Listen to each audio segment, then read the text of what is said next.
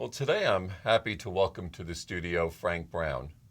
Frank is the Value Chain and Anti-Corruption Program Team Leader at the Center for International Private Enterprise, also known as CIPE, a nonprofit affiliate of the United States Chamber of Commerce based in Washington, D.C. Frank has worked with European and U.S. compliance officers as advisors and launched programs in Russia in 2013 and in the Ukraine in 2015. At CIPE, Frank also serves as the Senior Program Officer in the Global Alliance for Trade Facilitation.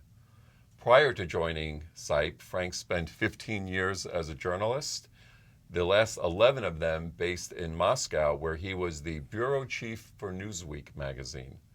Over the course of his journalistic career, Frank reported on conflicts in Russia, Serbia, Kosovo, and Sri Lanka, as well as on business, politics, and religion. So Frank, thank you for joining me today. On the personal side, I just have to ask, tell us more about your road from journalist to anti-corruption leader. Well, thanks for having me, Richard. My pleasure. So working as a journalist in the former Soviet Union for about 11 years, I was based in Moscow and wrote a lot about ethnic conflict and a lot about corruption. Mm-hmm. And I also wrote a fair amount about religion. And towards the end of my tenure, I started to put all three of those things together in the sense that one belief system, one ideology, communism, had fallen and had yet to be replaced by another. Mm-hmm. And that vacuum gave rise to a tremendous varieties of different kinds of behaviors, some of them highly corrupt and highly lucrative from a business point of view, but ultimately not sustainable. And so that sort of dynamic that I observed there led me in part to make the transition from journalism to development work and help fuel my interest now in anti-corruption work. So were you there when the Soviet Union came apart, so to speak? No, I didn't get there until January of '94, so one of my big regrets is having missed that. But you were there, like you said, when the pieces fell apart and the sort of vacuums politically and economically that were created. Exactly. Yeah. Interesting. Yeah. Well, if you don't mind, I'd like to turn our attention to a CIPE paper titled Anti-Corruption Compliance, a Guide for Mid-Sized Companies in Emerging Markets. Frank, it's a subject that I don't often see addressed in the compliance discourse. So perhaps you can share with us a little more about why CIPE decided to publish this work and who do you think it might help the most? Well, anti-corruption for CIPE has been a priority for the 32 years that CIPE has been in existence. But we've searched and cast about for ways to incentivize changes in behavior by businesses in emerging markets, and we only work in emerging markets. We don't work in developed, fully industrialized countries. And as we looked for ways to incentivize changes in behavior, we started focusing a lot on how powerful a mechanism the Foreign Corrupt Practices Act is, and the UK Bribery Act as well, and how that changed to a large extent the behaviors of multinational corporations that are subject to the FCPA, and the degree to which those multinationals were pushing down those standards and requirements down their value chains into emerging markets, requiring their vendors and agents to adhere to a certain set of standards, so that even within a highly corrupt environment where the rule of law was nearly entirely absent, and where the judiciary was not functioning, and where companies had no explicit short-term incentive to put in place changes that would lead to less corruption, they still would change their behavior if it meant doing business with a multinational. So you had an external set of standards that held sway inside these countries. But in many cases, the mid-sized businesses in these countries didn't know the first thing about anti-corruption compliance and what that world looked like. So we decided, my colleague Anna Kompanik led the way in authoring this booklet. We decided that to fill that vacuum, it would be very, very helpful to have a practically minded guide of how to put in place an anti-corruption compliance program at a mid-sized company. And we didn't want to make it too American. Right. Both because the FCPA is now part of this sort of universe of similar Sure. legislation. It's still the mother of all such pieces of law, but it's one of many, and it's part of an overall movement. And we also didn't want to make it American because we didn't want to sort of brand what we were doing in any way as some sort of American moralizing or neo-imperial effort to Okay. impose our Sure. values on the rest of the world, but just keep it strictly having to do with technical requirements that will enable your business to forge new partnerships to do better. So the focus of the paper is really to help the multinational, not the multinational, to help the sort of in-country partner. Exactly. Okay. Yeah, this was very much written from that point of view. And is that, I mean, I should have asked this first, but is that what CIPE does? Yes. So we don't, our focus is on supporting small and medium-sized enterprises. Okay. Because typically they don't have the resources, the knowledge, the networks that multinationals, that big companies do. Sure. So that's where the support is really needed. Okay, so let's ask a few questions.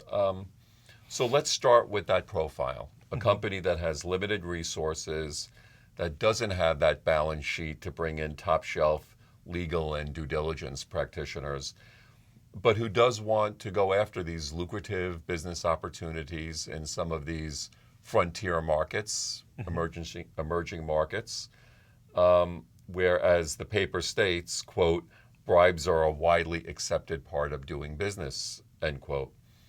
So for such a company that wants to get it right, where would they even start? I think they would start with a risk assessment, Okay. and a risk assessment that's grounded in the requirements of multinationals, so that it's not an abstract exercise, Okay.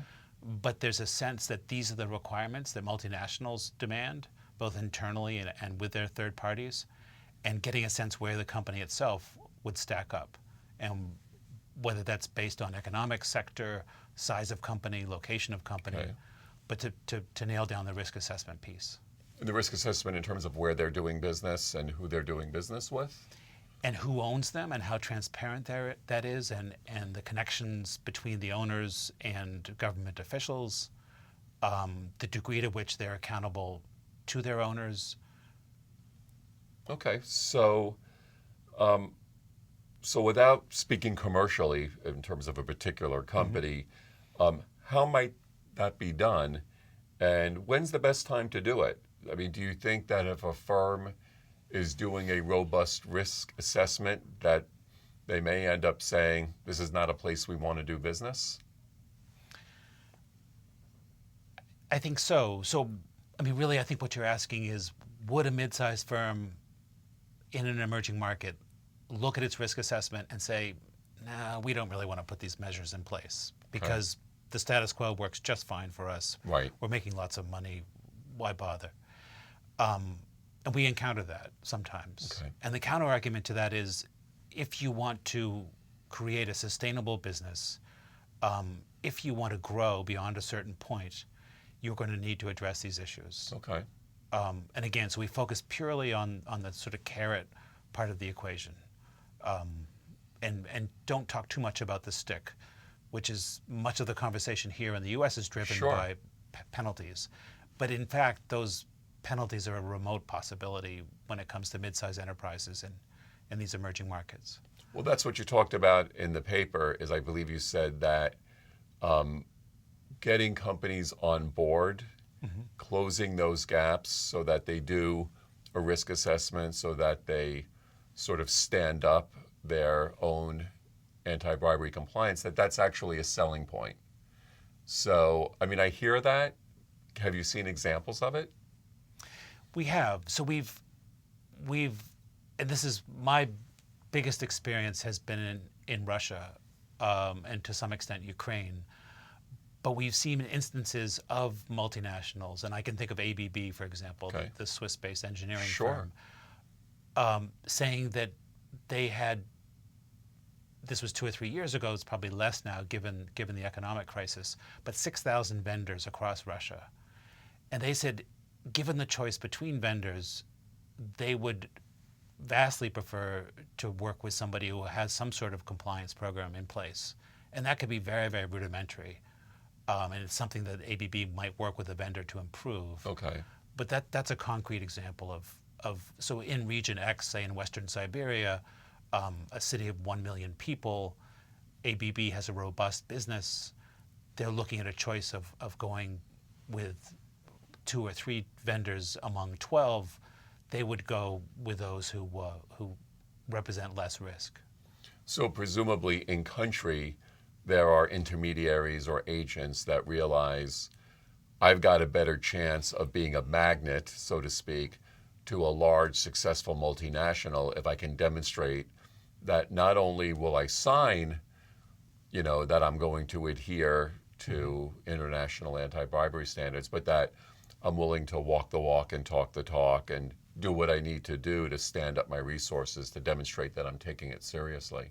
Exactly, and that's often a big barrier, is getting beyond the sort of box checking mentality to putting in place a real, live, organic, reactive, sort of supple program that can adapt to the changing circumstances. Yeah. Interesting. Well, in the paper, you talk about inherent corruption risk and residual corruption risk. Sounds interesting. What's the difference? So the inherent corruption risk is really what you identify through a risk assessment. So you perform a risk assessment, and you can see where the weak points are.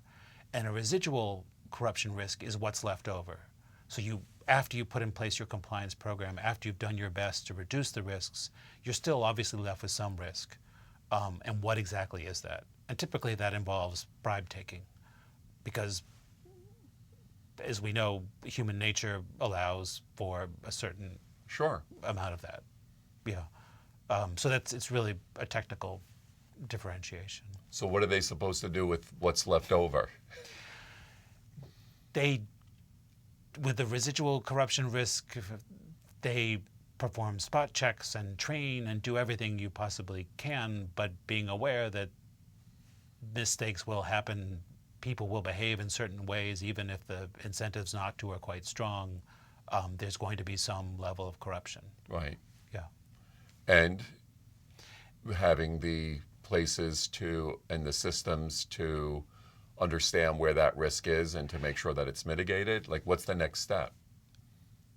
Well, I think the next step really is to make sure that doesn't become complacency. So you acknowledge that, yes, corruption is going to exist no matter what. But that doesn't mean that you don't have in place a sort of vigorous, robust program to prevent it, and you don't keep spot checking and training and doing all the things you need to control it. Interesting. Well, I've got some more questions about this paper, so we'll look forward to part 2 of our interview. Thank you.